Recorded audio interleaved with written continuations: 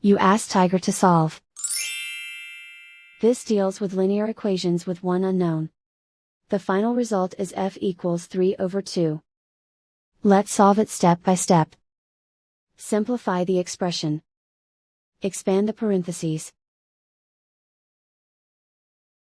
Multiply the coefficients. Simplify the arithmetic. Expand the parentheses. Simplify the arithmetic. Group all constants on the right side of the equation. Subtract 60 from both sides. Simplify the arithmetic.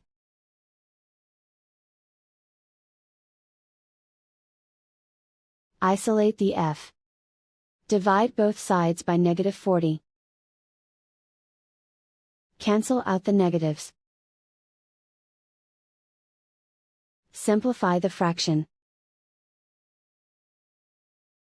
Cancel out the negatives. Find the greatest common factor of the numerator and denominator.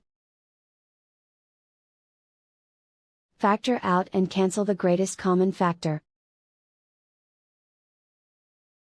And so the final result is f equals 3/2.